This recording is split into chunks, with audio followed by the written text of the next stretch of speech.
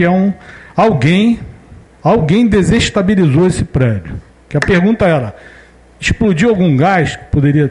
Não, aquele tipo de estrutura, um gás não vai levar, a não ser que você coloque uma bomba ou jogue um avião, como foi no World Trade Center. Aí é diferente. Aí você quer jogar o troço no chão mesmo. O camarada, o que aconteceu ali? Ali havia 2 linhas de coluna apenas, porque o prédio é estreito, ele foi feito sobre radier, inclusive tem literatura sobre isso, que quando o radier é pequeno, quando o terreno é pequeno, até 200 metros, qualquer coisa desse tipo, você executa um radier porque vai sair mais barato o custo e tal. Bom, essa relação pode ter até mudado, eu não sei.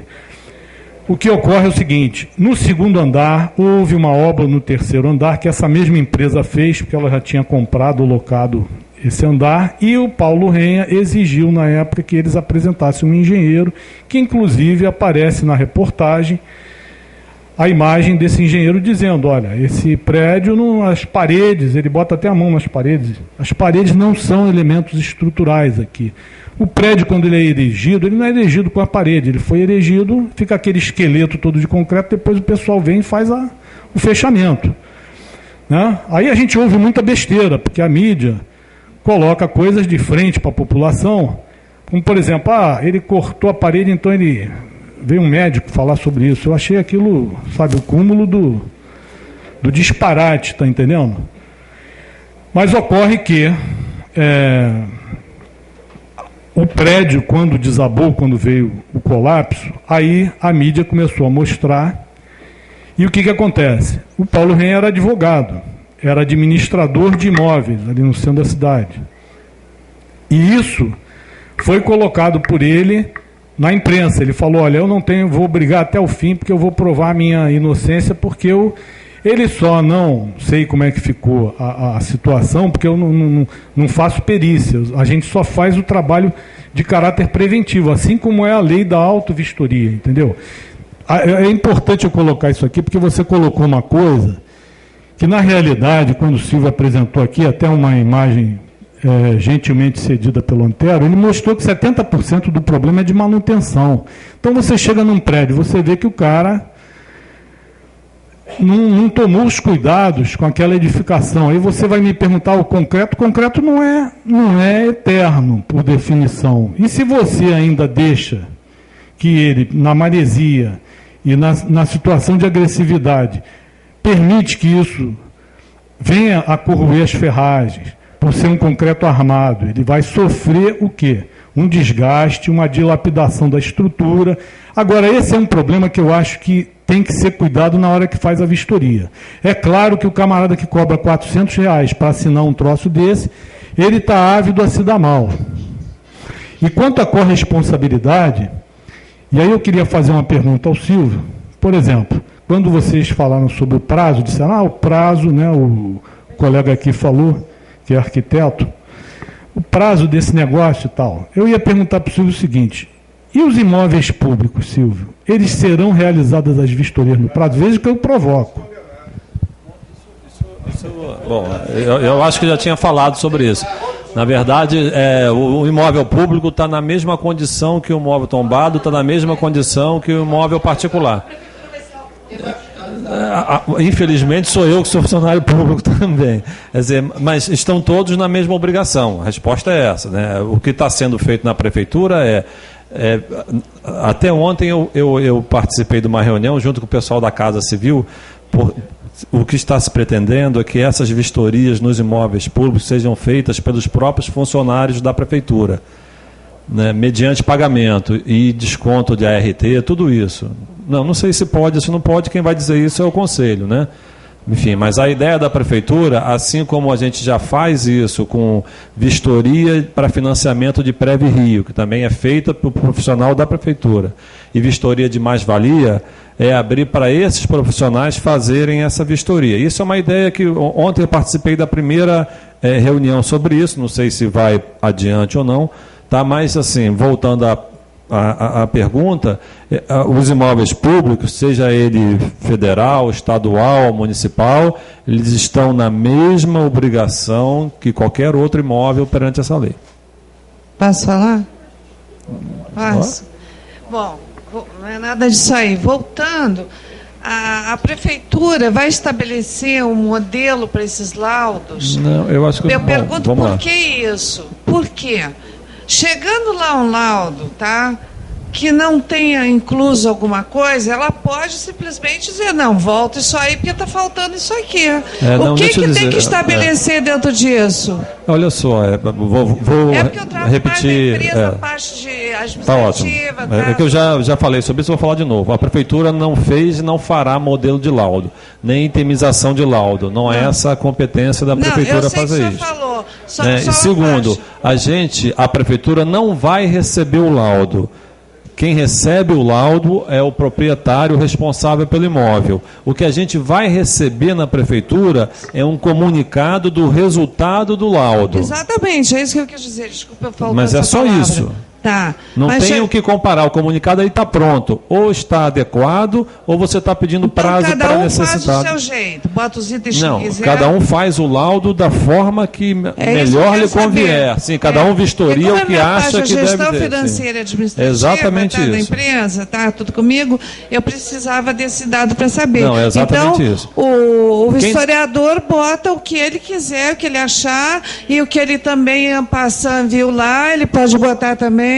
Eu acho que não é de uma forma assim tão simples e aparentemente assim leviana como está sendo colocado, né? Quer dizer, não é uma coisa assim, bom, eu estou passando, já que eu estou passando aqui, deixa eu fazer um laudo aqui, né? Não é assim, né? Até porque ele vai se responsabilizar pelo que tiver escrito lá.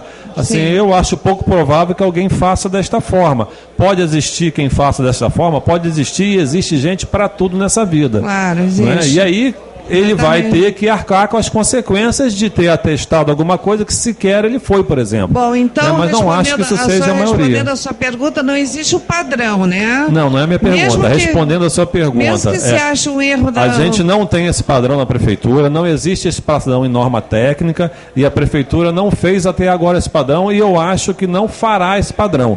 Quem determina o que deve ser visto, o que deve ser vistoriado, os itens mínimos ou não, é o profissional contratado, porque é daí que ele vai assumir a responsabilidade.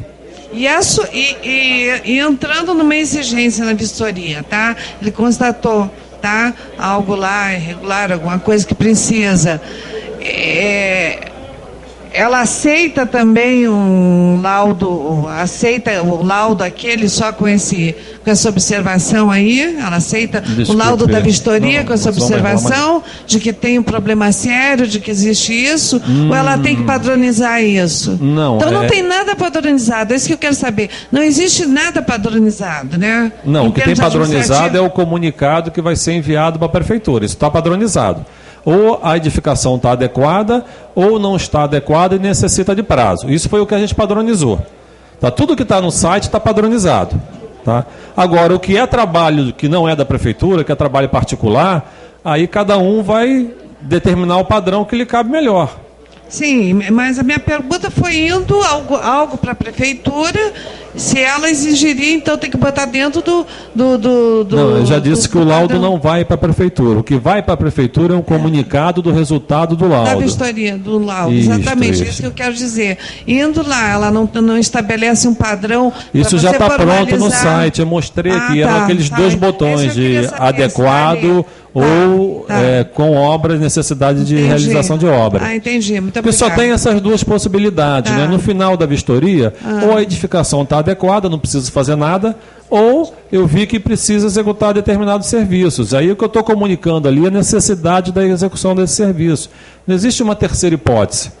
Ou está bom ou não está. E se não está, eu tenho que fazer obra para tornar boa a edificação. Tá certo. Obrigada. Até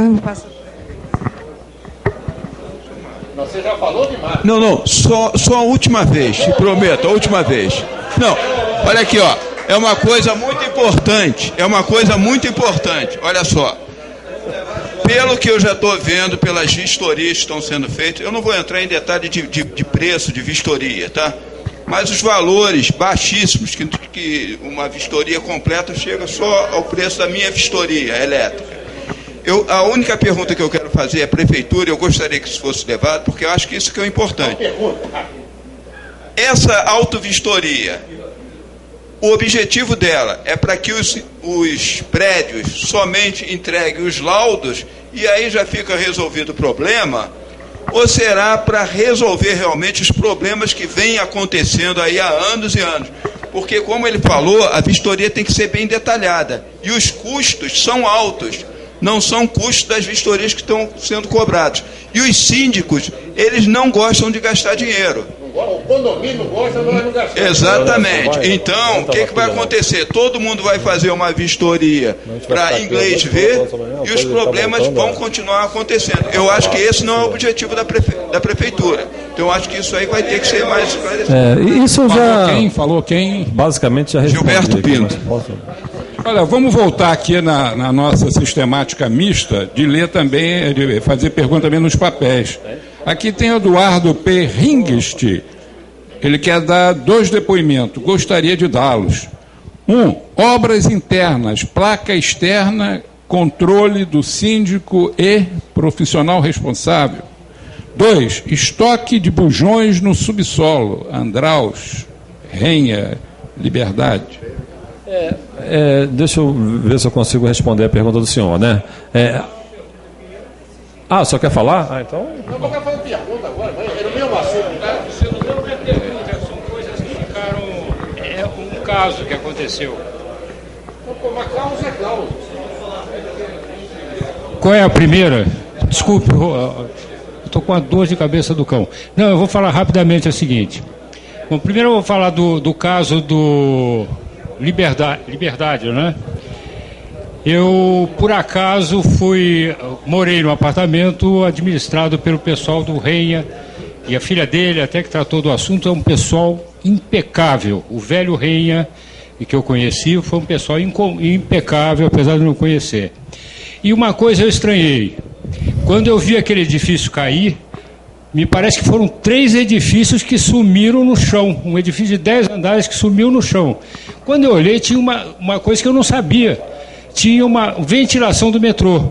E aqui falou-se, fez-se uma comissão para fiscalizar, e parece que o metrô queria que só um profissional entrasse lá. Depois eu não acompanhei mais, não sei o que aconteceu.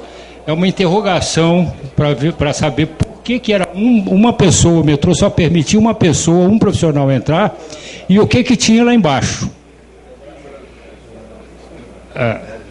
Certamente não é seguro.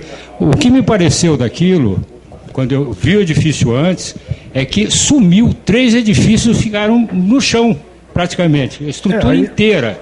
Não, aí ocorreu um colapso progressivo, certo. E justamente a autovistoria, olha só, o que acontece? Você veja que com todo o rigor, com todo o cuidado que o síndico teve durante a vida dele toda, no final, o Paulo Renha já estava com câncer há 10 anos, tá certo? Eu tive a oportunidade de conhecer, tomei um susto quando eu vi ele na imagem falando. O que acontece? A situação aí, e você presenciou uma administração feita num prédio que existem outros prédios que são muito bem administrados, que eu acho que essa lei não era nem para aplicar nessas situações. Assim como existem marquises que são muito bem feitas, não tem vício constitutivo, não tem nada, que já está constatado, mas você toda vez tem que notificar o camarada intimado no prazo de 3 anos. Por quê? Porque você está passando na rua, aí cai uma pedrinha de 3 metros de altura, vem a mãe, olha só, eu gosto de mostrar o fato, que é para o pessoal entender onde é que está o alcance da responsabilidade civil do que cada um faz. Aquela pedrinha cai no crânio da criança, uma pedrinha dessa fura o crânio de uma criança. Outro dia a gente até entrou num prédio, eu usei mais ou menos esse exemplo, aí falei, se vocês continuarem com a obra, porque a obra estava embargada, o sujeito continuou, eu falei, se vocês continuarem, a gente vai sair com todo mundo algemado daqui de dentro.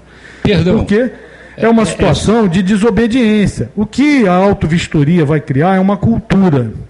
Entendeu? E tanto ao ponto de profissional fiscaliza profissional, síndico fiscaliza profissional, condômino fiscaliza profissional, a sociedade fiscaliza o profissional, que é para quem nós estamos nos dirigindo aqui no momento, ele vai ser muito fiscalizado. Porque isso vai ficar exposto para a cidade, entendeu? Então ele tem que ter a responsabilidade que lhe é cabida. Por que a prefeitura não tem um modelo de laudo? Porque aquilo ali não é marcar como jogo de loteria, tal. Aí amanhã acontece o problema e diz, não, a prefeitura é que botou isso aqui. Não, a prefeitura não botou. A prefeitura não vai fazer um laudo, porque isso seria uma coisa incoerente. Um modelo para você preencher. Isso aí o pessoal faz em outros órgãos. Aí o cara preenche lá.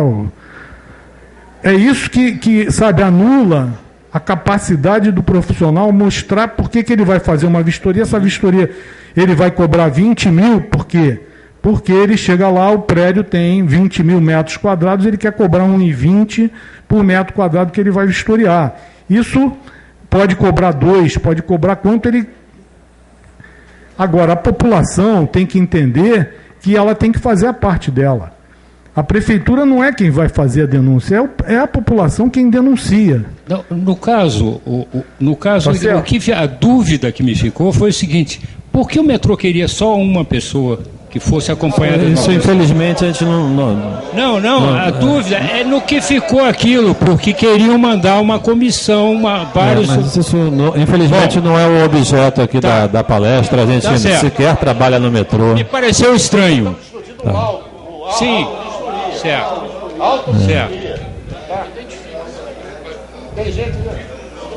Bom, eu me chamo Eduardo, sou engenheiro civil, mecânico e industrial, no sentido de produção, e já fui perito durante muito tempo, fiz muita perícia de juízo, e acompanhei também, fui presidente da comissão de reconstrução do Andraus, que era o ponto que eu ia colocar aqui, que foi citado aqui. O Andraus, na Pirani, que era uma loja, depois eu descobri que eu tinha comprado bujões, logo que eu cheguei em São Paulo, para o projeto Argélia, e eu estava sediado no Andraus. E foi depois do incêndio, quando eu vi o incêndio começar, eu estava chegando lá, e havia um... Qual o ponto? Tá tão alto o bisturi aqui que nós estamos tratando de ganhar dinheiro. Ou perder. Sim. Eu queria só, vamos dizer assim, confirmar esse problema de guarda de gás embaixo. São problemas. Obrigado.